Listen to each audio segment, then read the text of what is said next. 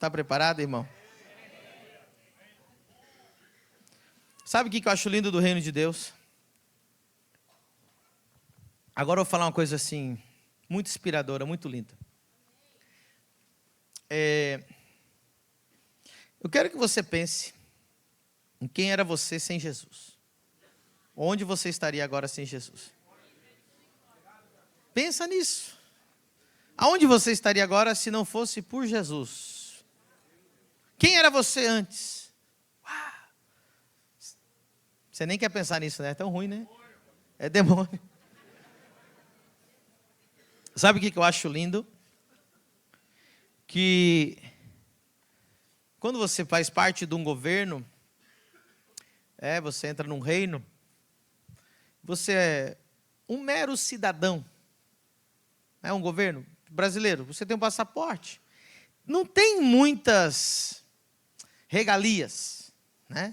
Ser cidadão brasileiro não tem muitos méritos, muito uma coisa assim, é um passaporte bem ruinzinho.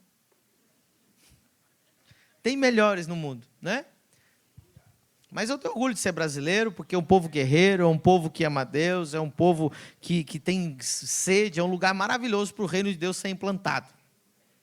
O povo, eu gosto da cultura, o povo brasileiro é carinhoso, amoroso, fervoroso, generoso. Mas estou falando do governo, aquilo não é muito bom. Você só é mais um, né? Se você estiver passando muito, muito mal, eles te dão lá uma bolsa, sei lá o quê, qualquer coisinha lá, uma miserinha para você. Sabe o que eu acho lindo no reino de Deus? Que não é um governo, não é uma república, é um reino, diga comigo, um reino. E num reino existe, todo o poder emana do rei. Né? Numa república tem os 3 poderes, tem STF, tem um monte de coisa assim, um monte de... Eles mesmo brigam. Mas no reino, quem que manda? Só tem um rei, sim ou não? Todo o poder emana daquele rei. É um poder total na mão do rei. Quando falamos de um reino, é isso. E a nossa dificuldade hoje de entender o reino de Deus é porque aqui ninguém nunca viveu num reino. A gente viveu numa democracia, numa república de bananas. Que não, né? Tudo errado.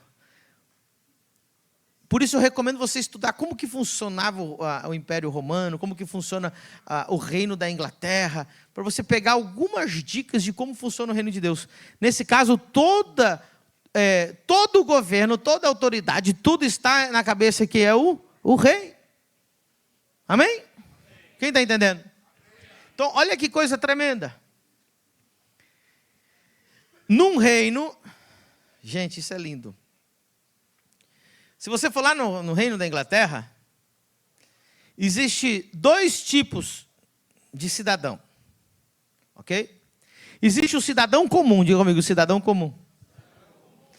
Mas existe, olha que coisa linda, a família real.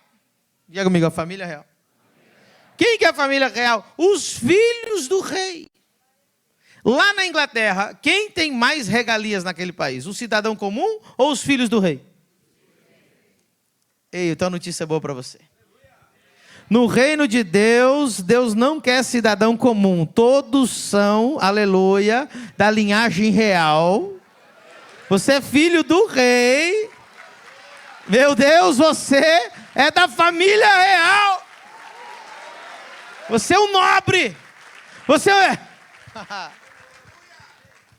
Irmão, se você fosse filho do rei Charles, você ia ficar metido, não ia? Rapaz, o seu sangue azul, rapaz. Olha quem que é meu pai aqui, é o rei. A Bíblia diz. Agora eu vou te falar uma coisa aqui que é um mistério. Está preparado para o mistério? Meu Deus. Mateus 3. Uau, vai dando glória aí.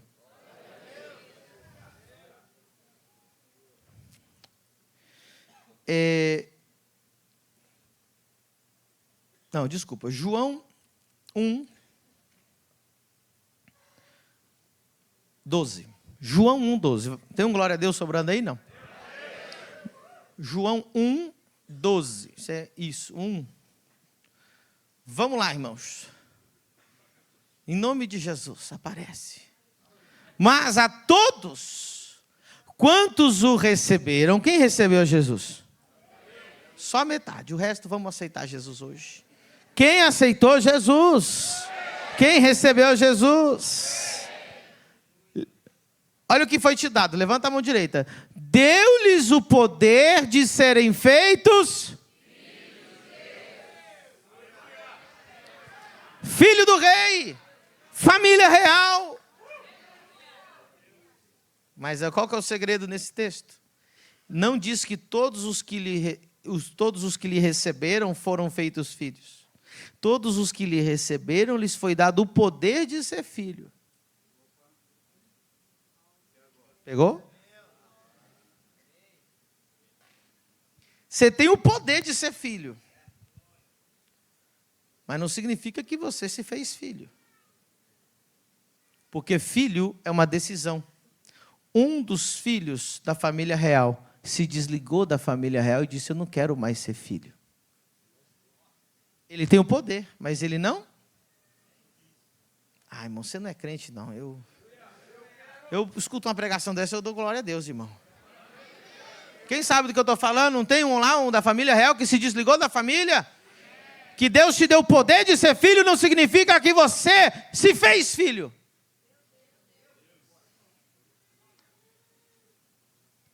Isso é uma história verídica. Lá em Nova York, tinha um mendigo jogado na calçada. Parou uma limusine na frente daquele mendigo. Desceu um homem muito elegante da limusine, com um envelope muito bonito, entregou para aquele mendigo e saiu. Aquele mendigo ficou eufórico. Ele falou: meu Deus, uma limusine parou aqui, me deu um envelope lindo, uma carta para mim, o que será isso? Quem sou eu para que um homem como esse venha me entregar isso? E guardou o envelope no bolso. Todo dia ele pegava aquele envelope e dava beijo. Falava assim: alguém lembrou de mim, eu sou importante, não sei o que é, mas... E ele guardava de novo. Isso é uma história verídica. Ele morreu. O dia que foram fazer a autópsia, tiraram a roupa, as coisas, e removeram tudo que estava nos seus pertences, seus bolsos, e encontraram então aquele envelope selado.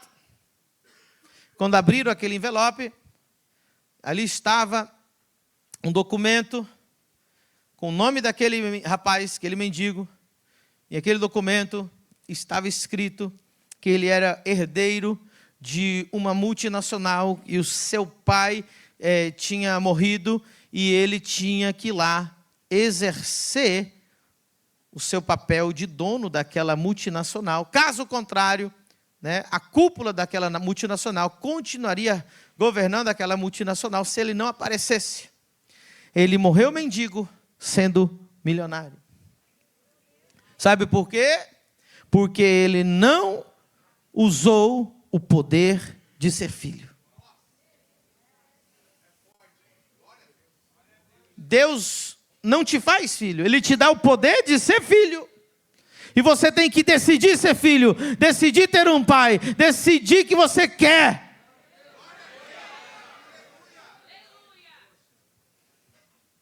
Deixa eu dizer uma coisa para você. Eu estou vendo um monte de envelope fechado nos bolsos aqui hoje. Ele me ama. Ele lembrou de mim. Só que agora está na hora de você abrir o envelope. Reivindicar o que é seu. Tomar o governo. Tomar a autoridade. Tomar sua herança. Reinar em vida, diz a Bíblia.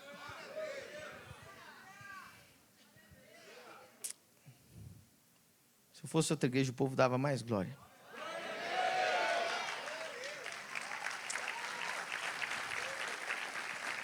Romanos 5,17.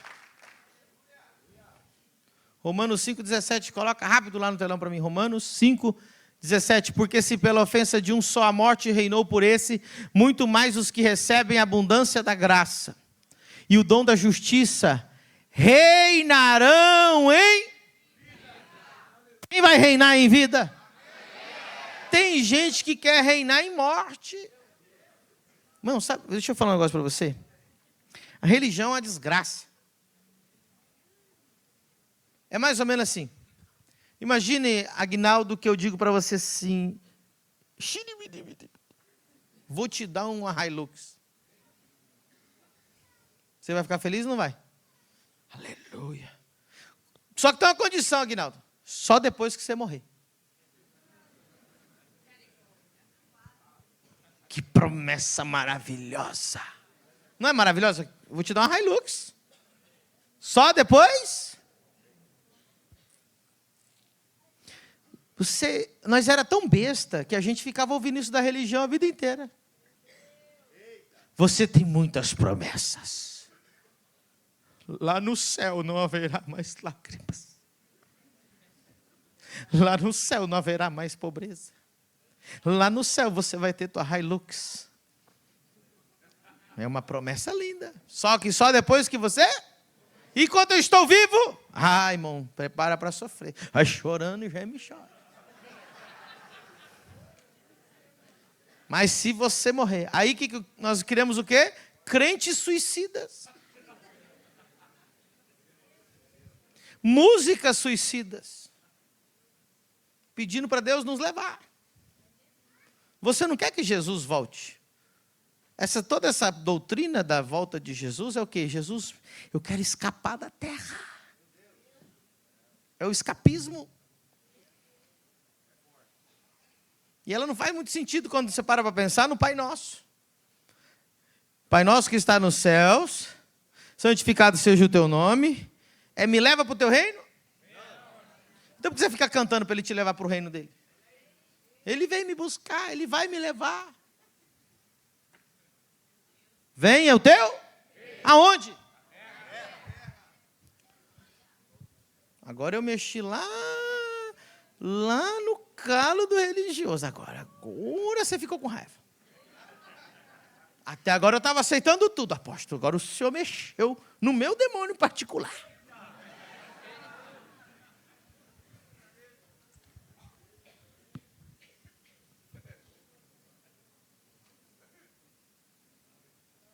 O que ele quer é sair, irmão. Irmão, ele quer ser arrebatado para não pagar as dívidas.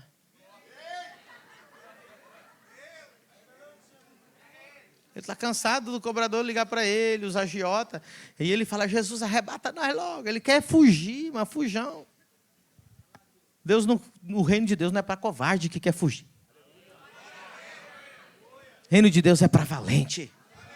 Reino de Deus é para gente que quer pegar o diabo pelo chifre, esfregar o focinho dele no chão, pisar na cabeça dele e dizer: aqui eu tenho reino, eu tenho autoridade, eu tenho governo, eu vou reinar em vida com Cristo.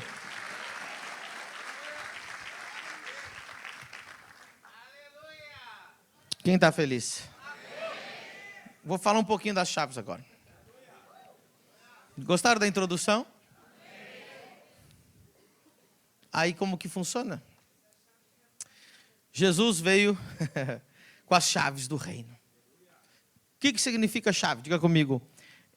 Chave significa, diga comigo, autoridade, acesso, ativação.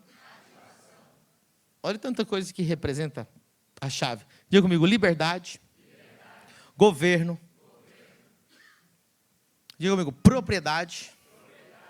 Tudo isso significa chave. Agora, se eu falasse assim: Rodrigo, eu vou te deixar minhas chaves da minha casa, eu vou fazer uma viagem de 5 anos. Está aqui as chaves, fique com as chaves. O que eu estou dizendo ao fato de eu entregar as chaves para ele? Eu estou dando para ele acesso, sim ou não? Eu estou dando para ele autoridade, sim ou não? Estou dando para ele governo, sim ou não? Estou dando autoridade para ele usufruir da casa, sim ou não? Sim. Até que eu volte, fica aí, você que vai governar. Jesus disse para Pedro: Pedro, sobre essa rocha edificaria a minha igreja, que era a revelação de Cristo. as portas do inferno não prevalecerão. Esse texto não tem nada a ver com guerra espiritual. Isso aí é uma religiosidade também.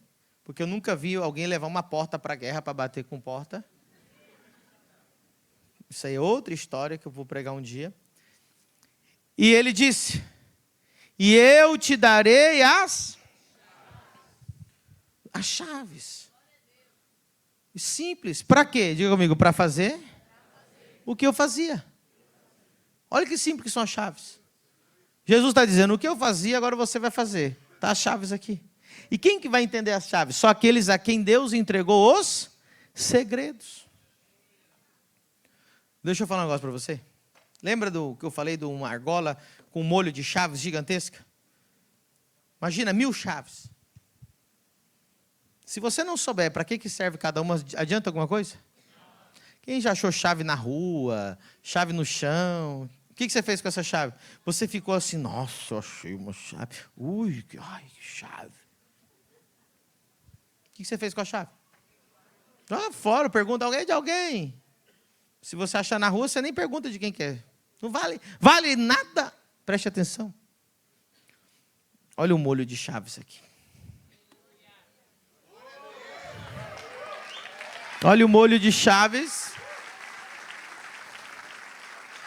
Só que se você não souber os segredos, então tem um molho de chaves. Ninguém sabe como funciona. É um monte de chave, ninguém sabe que porta, não sabe que carro que liga, que avião que liga, que helicóptero, ninguém sabe. É um monte de chave. O cara vai meio que deduzindo assim, ele. Aí Jesus chegou para os discípulos e ficou 40 dias dando uma aula de como funciona cada chave. Tem noção disso? Quantos dias? O texto diz, quando Jesus ressuscitou, ele ficou 40 dias só ensinando os segredos do reino de Deus. Você já imaginou um seminário de 40 dias? E não é 40 dias, 1h30, 2 horas, como a gente está fazendo aqui, não, irmão. É 40 dias completos, um seminário, um assunto. Sabe o que Jesus fez? Pegou as chaves, falou, essa é para isso, essa é para isso. Os fariseus não sabiam. Essa é para isso, essa é para isso. Sabe por que você está impressionado hoje? Porque eu conheço muitas chaves. E sabe o que é legal? Eu estou te ensinando a usar essas chaves. Uau! Preste atenção. Na religiosidade, religião ela é mais simples. Ela pensa assim, algumas regras.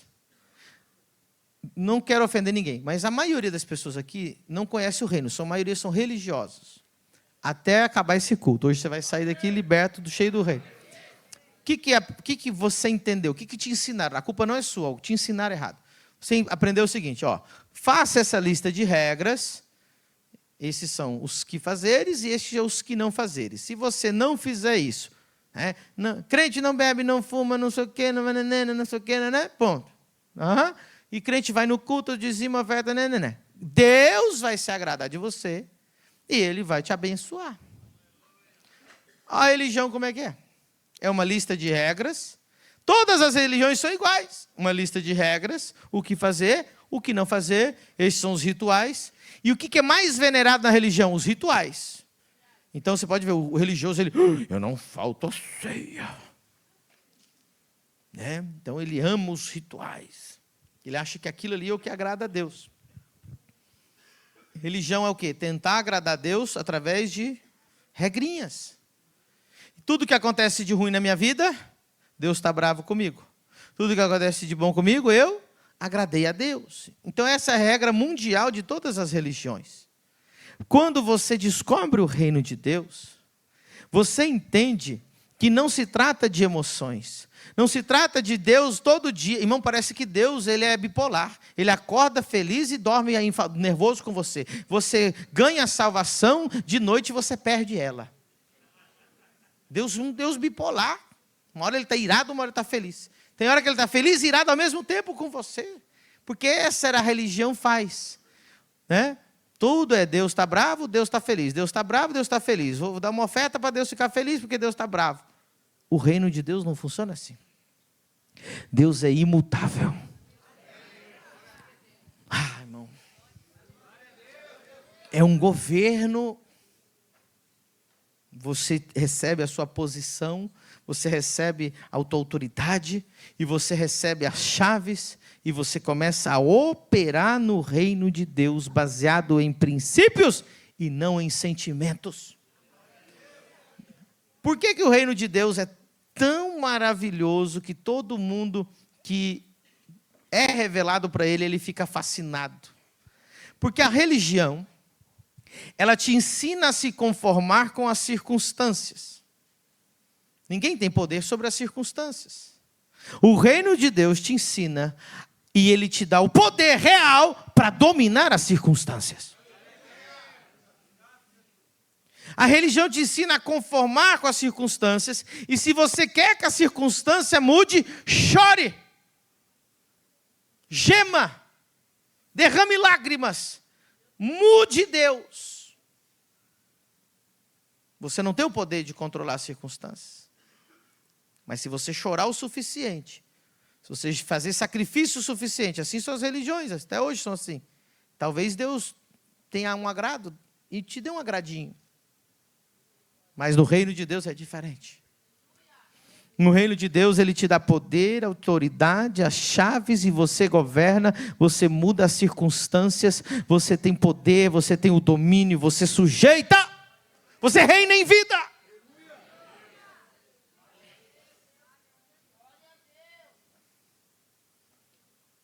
Eu descubro um religioso em 5 segundos, quando eu peço para orar. Eu olho para a igreja e falo assim: irmãos, vamos orar. A pessoa estava assim, super animada. Aí ela, a orar? Senhor, meu Deus e meu Pai. Ela murcha. Ela murcha. Eu não sou nada. Eu não sou ninguém. Eu sou o tapete que o diabo colocou para os irmãos pisarem. Eu sou a barata amassada. Eu não sou ninguém. Mas quando você é filho do rei, você tem sangue real, você tem postura de filho de rei. Ei, você caminha diferente, você dá ordem, a coisa é diferente.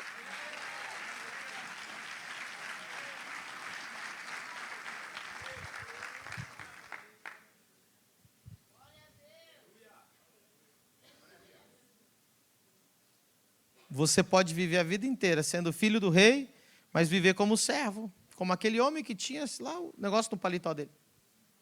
O casaco dele. O irmão do filho pródigo era um desses. O pai decidiu matar o bezerro gordo para celebrar a volta do filho dele. E o filho mais velho, o filho que ficou na casa, foi reclamar para o pai. Pai, o senhor matou o bezerro gordo, fez um maior churrasco para o meu irmão.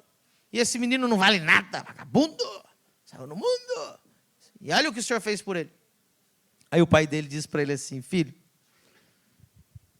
se você quisesse, você teria feito quantos churrascos você quisesse. Tudo que é meu, é seu. Então, às vezes sobe alguém no púlpito aqui e conta um testemunho. E faz 1 mês que ele está na igreja. Irmãos, estou enriquecendo, estou de carro novo, estou com apartamento novo, estou casando com uma mulher linda. E você fala: rapaz, eu estou solteiro, feio, amargurado, triste, pobre. E esse aí chegou faz 1 mês. E você fica com inveja, porque você é o filho mais velho que ficou na casa, que vive como servo, sem saber que você também é um filho que tem herança.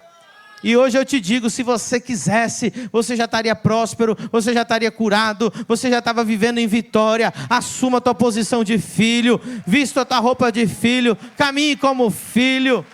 Você tem o poder de ser filho.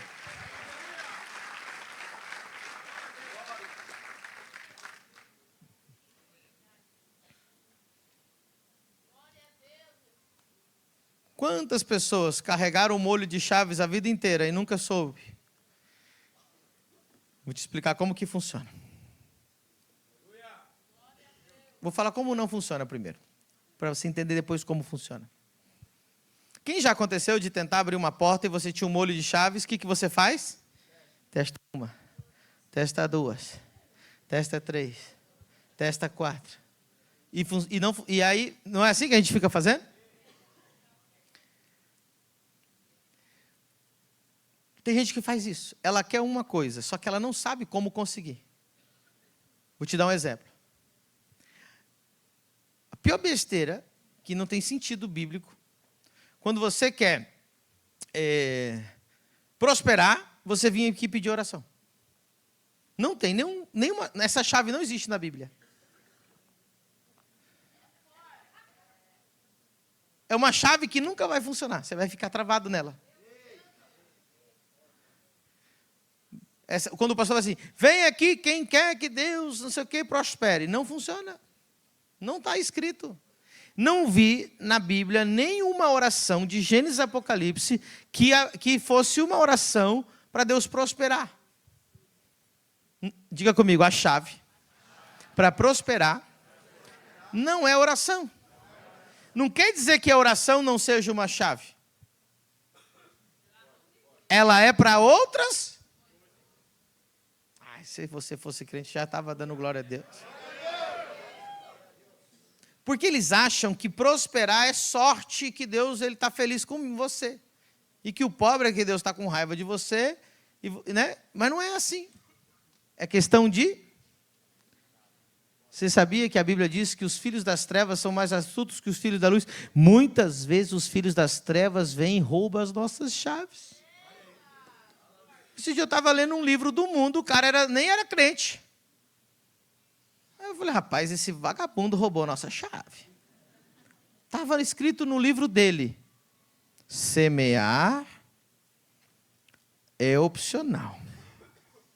Colher é obrigatório. Eu falei, isso está na Bíblia. Aí ele escreveu assim, ele nem é crente, ele falou assim, quanto mais eu dou, mais eu ganho. Eu falei, esse cara aí roubou nossa chave. E você que é crente está aqui, está pobre, e o cara do mundo está usando a sua chave. Deixa eu falar uma coisa para você. Tem um filho do diabo morando na sua casa, dirigindo o seu carro e dirigindo a sua empresa.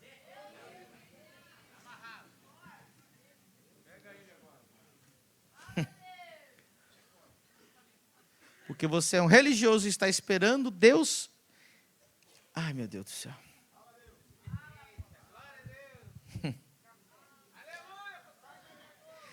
O nível de ignorância no mundo cristão sobre quem nós somos é tão gigantesca que a pessoa diz assim, eu não sou nada, nem sou ninguém, nem posso nada. E isso é falsa humildade ainda. É ridículo uma pessoa falar isso. Olha para você ver. Eu provo para você. Eu provo. E eu desafio você a me desprovar. Jesus nunca orou por um enfermo. Eu quero uma pessoa, um teólogo, que me prove que Jesus orou por um enfermo. Ele nunca disse, ore pelos enfermos. Ele disse assim, curai os enfermos.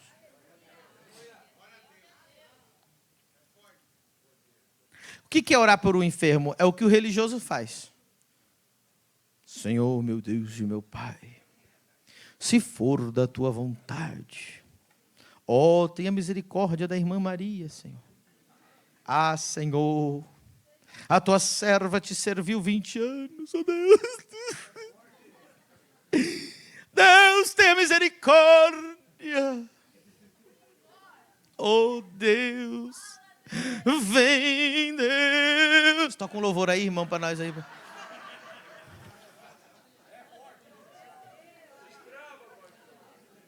É assim que o religioso faz. Porque ele diz, o que o religioso faz? Deixa eu explicar um negócio para você. Coloca lá Mateus 10, 7, só para ver se eu estou falando a verdade ou a mentira. Jesus nunca orou por um enfermo. Ele curou os enfermos. Ele só dava ordem. Ouvido, abre. Levante e ande. Olha só o que ele fazia. Ele não orava, ele dizia, levanta. Isso é orar? Orar é aquilo ali que eu fiz. Indo pregar e dizendo, é chegado o reino. Curai-os. Eu oro pelos enfermos. Eu digo só o quê? Ouvido, abre-se. Olho, veja. Cérebro, seja reconstruído. Hérnia, desaparece. Câncer. Eu dou ordens.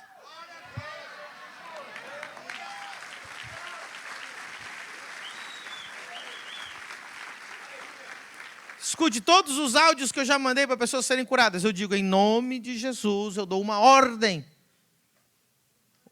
E eu falo com a enfermidade, suma, desapareça. Rim, seja restaurado. Seja criado algo novo. E assim, milhares e milhares e milhares de pessoas já foram curadas através do nosso ministério. Porque Jesus disse curai, ele não disse orai pelos enfermos.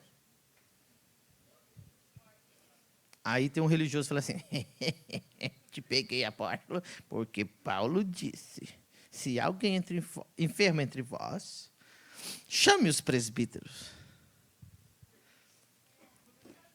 Então eu falei que Jesus não orou e nem mandou orar.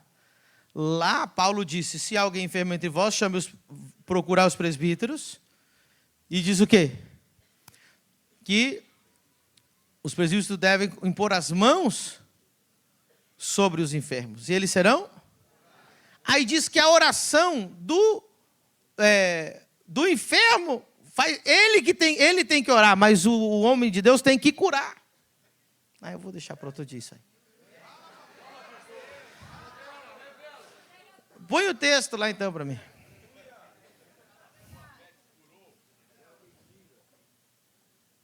Amém. Coloca lá para mim, tem alguém enfermo entre vós? Tiago 5,14.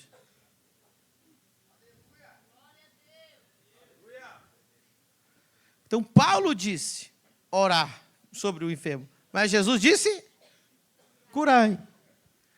Está alguém enfermo entre vós? Chame os presbíteros da igreja.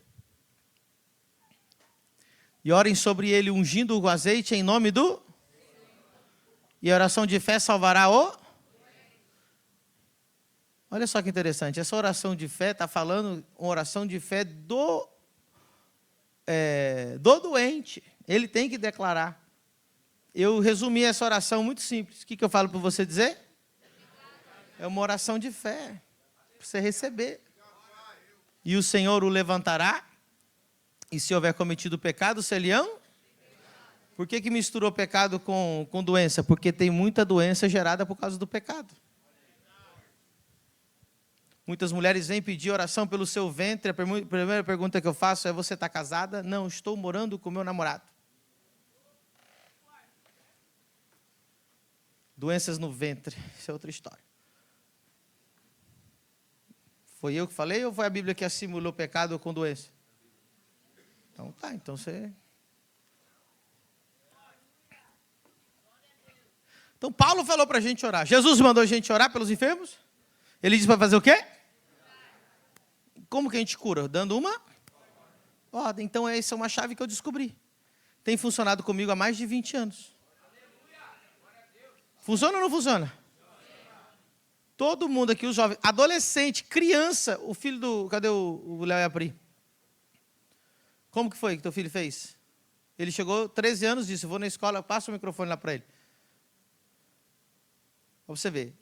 Criança de 13 anos está pegando a chave, tem religioso que veio de 20 anos de crente aqui, até agora não pegou, porque não consegue ser liberto da religião. Como que foi, Léo? Conta a história aí do teu filho, testemunho. Meu filho é o Samuel, ele tem 13 anos, ele chegou na escola e O que ele falou antes de ir para a escola? Ele está falando que ele é pastor. Pai, eu sou pastor, mãe, eu sou pastor, e eu estou indo para a escola como pastor. Ele falou, o primeiro dia que eu vou para a escola como pastor, foi isso que ele falou? Primeiro dia. Primeiro, segundo deixa dia, a Pri falar. Ele recebeu uma palavra ali no Teams, isso é muito importante a gente saber que os nossos adolescentes estão aqui na igreja recebendo palavra de Deus. sendo instruídos na palavra, assim como nós estamos sendo aqui. Amém. E ele disse assim que um dos professores falou assim: Samuel, você tem uma autoridade de Deus na sua vida. E ele entendeu e interiorizou que ele é um pastor. Então ele começou a pensar e se portar como um na escola. Aí ele chegou lá na escola, um amiguinho estava com a perna doendo. Ele sentiu e falou: deixa eu ver sua perna. E ele percebeu que a perna do coleguinha estava menor, né? Menor com a outra. E Sim. disse que ele pegou, juntou e falou: pai, foi impressionante, porque eu só pensei nisso que eu pensei e a perna dele começou a crescer. E eu vi ela crescendo, crescendo. E os menininhos ficaram encantados. Ele pensou: perna cresce agora. No pensamento, a perna começou a crescer. Ele disse que foi tão rápido que ele só fechou o olho. Mas ele baixou começou a cabeça. chorar. Perna, por favor. Ele ficou assustado porque quando ele abriu o olho, a perna cresceu muito rápido. Ele ficou com medo da perna crescer muito mais que a outra. Então, tem criança, 13 anos, fazendo curas e milagres. Tem crente de 20 anos que nunca orou por uma dor de cabeça.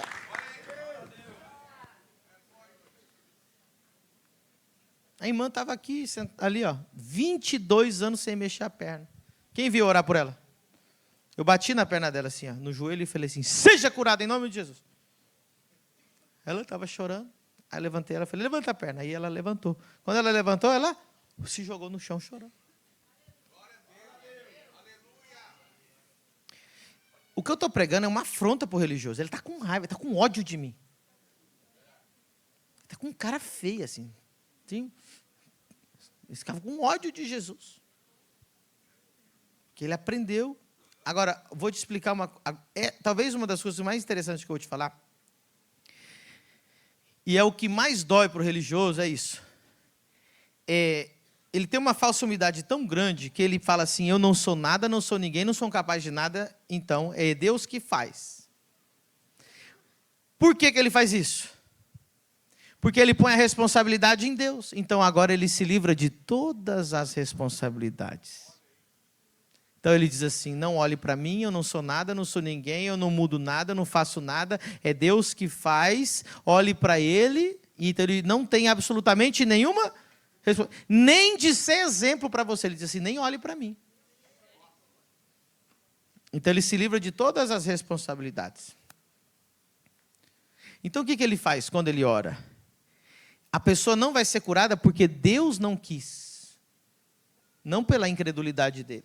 Não porque ele não tem unção. Não porque ele não tem fé. Então agora deixa eu te perguntar uma coisa. Se você estuda medicina, e você tem um professor de medicina, você tem um professor que te ensinou, você aprendeu, e aquele professor te deu o teu título, te deu a tua habilitação para você ser médico, e ele te envia para o seu primeiro emprego, a hora que você vai, cirurgião, a hora que você vai fazer a cirurgia, você liga para o teu professor: professor, vem aqui fazer a cirurgia. O que ele vai dizer para você? Se vira nos 30, meu nego. Eu não te ensinei? Tu já te dei a credencial?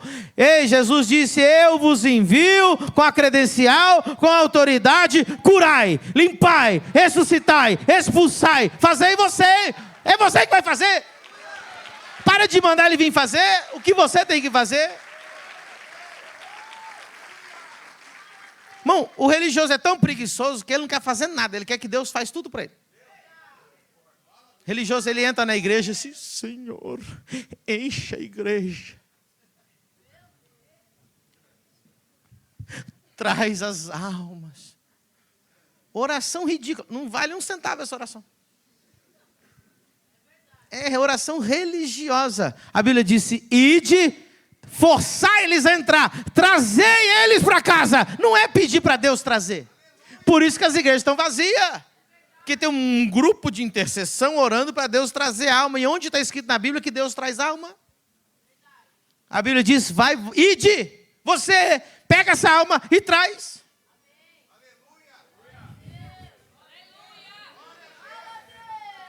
Está doendo para caramba, porque a religião, irmão, vai manifestar. Prova para mim que Jesus mandou, que ele vai descer do céu para trazer as almas para a igreja. Então, para que ele enviou a gente? Se ele fizesse isso, já estaria todas lotadas, sim ou não? E por que não está? Porque a gente é religioso. A gente tira a responsabilidade. Ah, irmãos, tenho orado 10 anos para Deus encher essa igreja. Um dia Deus vai me responder. A igreja está vazia porque você é um religioso que não sabe o que está fazendo, não tem noção das chaves, e você está perdendo o seu tempo orando para Deus encher a igreja. Sai lá agora e pega uma alma e traz.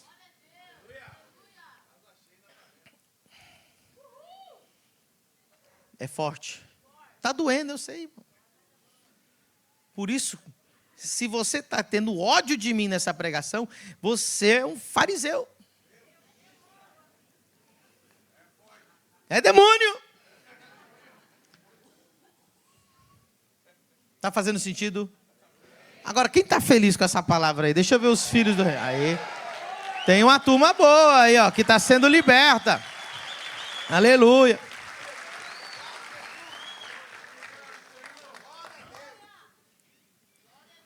Então, as chaves são diferentes. O que acontece? Não adianta você chamar Deus para fazer. Então, quando você põe a mão, não diz assim, Deus vem curar. Em nome de Jesus, seja. Mudou ou não mudou?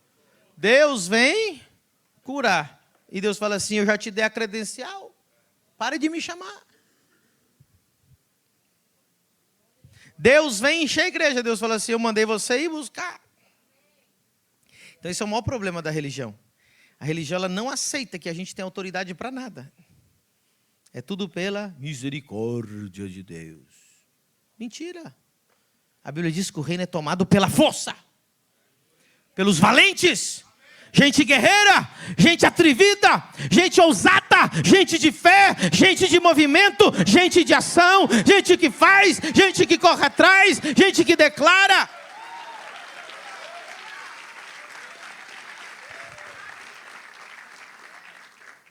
Eu fico numa raiva, irmão. Tem uns pastores mentirosos, igreja grande. Irmãos, nós não fizemos nada. Deus encheu a igreja. E que falsa humildade. Um dia eu fui numa igreja lotada, tinha umas 10 mil pessoas, e o pastor subiu e falou, irmãos, a gente não fez nada. Falei, que bicho mentiroso. O homem deve trabalhar no mínimo 16 horas por dia, deve ser um baita estudioso, um baita homem organizado, que formou líderes, que formou pastores, que formou evangelistas, e fez a igreja encher, e era verdade, e ele dizia, não fiz? Mentira! Isso é falsa humildade. O reino de Deus é tomado pela força. Se você está vendo essa igreja aqui, irmãos, não foi só a mão de Deus. A gente trabalhou, a gente esforçou, a gente ofertou, a gente dizimou, a gente entregou ofertas, sacrifícios a Deus, a gente buscou alma, fez 21 dias, fez 40 dias, fez conferência, mais 21 dias e outros 21 dias, e estamos trabalhando e vamos atrás das almas.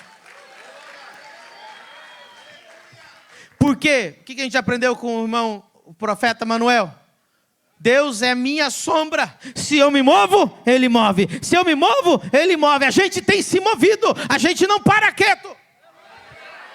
Pior coisa é você ser desviado em Balneário Camboriú. Nós vamos te perseguir. Você vai ligar a rádio, eu vou estar lá. Você vai ligar a televisão, eu vou estar lá. Se você vai abrir a geladeira, eu vou estar lá. Movimento. Sabe por quê? Vou falar a verdade. Sabe por que essa igreja está crescendo?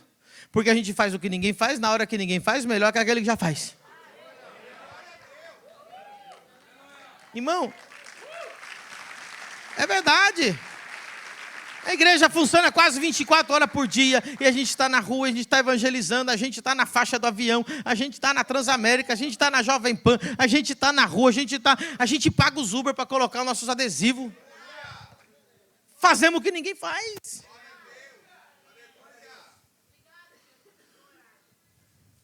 Aqui tem coragem. Aqui é diferente. Então eu podia ser aqui um pastor hipócrita daqueles bem mentirosos. Irmãos, não fizemos nada. Os anjos desceram e fizeram isso aqui. Ah, bicho mentiroso. Você trabalhou igual um doido. Faz sentido ou não faz? Agora, Deus foi comigo. Eu fiz o possível e Deus fez o impossível. Eu dei o passo, Ele colocou o chão. Eu estou andando sobre as águas, mas eu tenho que andar. Sabe o que eu acho que Pedro afundou? Que ele parou. Que Deus não chamou ele para ficar parado sobre as águas, mas falou para ele...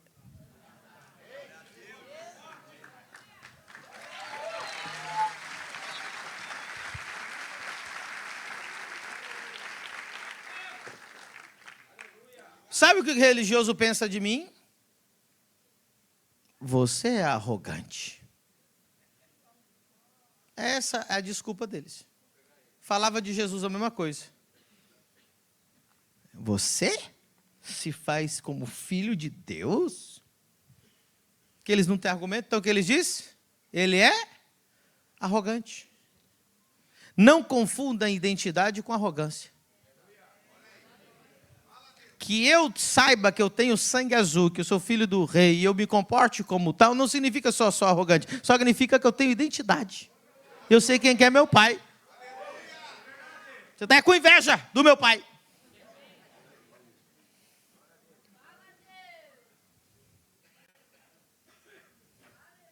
Inveja. Inveja é a pior desgraça que existe. Sabe quem matou? Sabe por que Jesus morreu? Por inveja. Sabe o que quer dizer isso?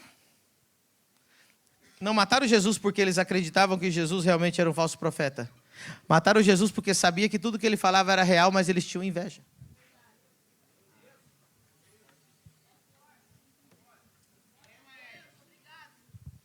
Jesus, quando estava sendo crucificado, disse: Deus, perdoa esses romanos que estão me crucificando, porque eles não sabem o que fazem. Mas os judeus que me mandaram matar, eles sabiam o que estavam fazendo. Não houve perdão para aqueles judeus. A Bíblia diz que sobre eles cairia o sangue inocente. Jesus falou: perdoa esses soldadinhos que não têm nem noção do que eles estão fazendo. Ou seja, que quando mataram Jesus por inveja, não é que eles acreditavam que ele é um falso profeta e vamos matar esse falso profeta. A gente sabe que ele é de verdade, o que ele produz é de verdade, mas eu tenho tanto ódio que eu vou matar. O religioso, ele olha para a gente e fala assim: é Deus que está prosperando, é Deus que opera aqueles milagres, é Deus que tem feito crescer, mas vamos perseguir para destruir mesmo assim por inveja. Diz o texto. Por inveja. Eu vou achar aqui para você. Coloca lá Mateus 27, 18. Mateus 27, 18. Tá boa a palavra hoje, irmão? Tá bem light hoje, né? Porque sabia que por o haviam. Inveja quer dizer, eu sei que ele é real, mas mesmo assim vamos matar.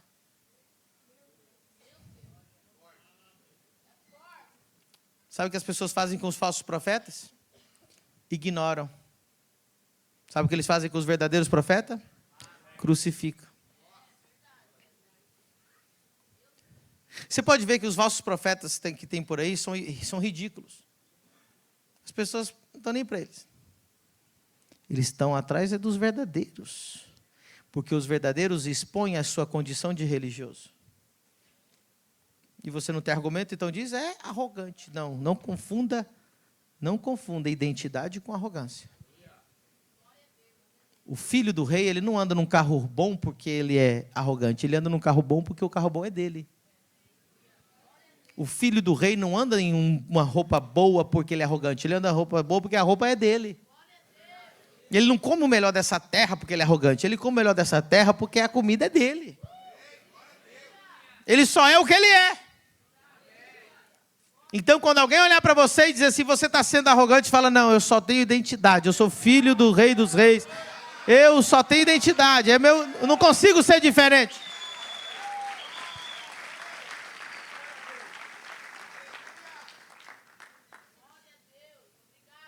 Meu filho não é arrogante. E ele chega no shopping, entra numa loja de brinquedo e diz: pai, compra esse brinquedo para mim. É caro? Ele está sendo arrogante? Não, mas ele sabe que o pai dele consegue comprar aquele brinquedo. Ele não é arrogante, ele só sabe o que ele é dele. O pai dele consegue. Está entendendo a diferença? Eu nunca disse para o meu filho que eu não vou comprar porque eu não tenho dinheiro. Nunca. A pior burrice que você faz é falar para o teu filho, não tem dinheiro. Você está ensinando ele pobreza, miséria e escassez. Meu filho, quando diz assim, papai, compra esse brinquedo para mim, eu falo, não, porque o papai acha que não está, você já tem outros brinquedos. Não. Eu tenho dinheiro para comprar, mas não vou comprar. Não é teu aniversário? Não é uma data especial? Te dei um presente semana passada, você quebrou ele? Ele, tá bom, papai. Mas ele sabe que o pai dele pode. Para de mentir para o teu filho que você não tem dinheiro, que você está declarando no mundo espiritual que você é pobre.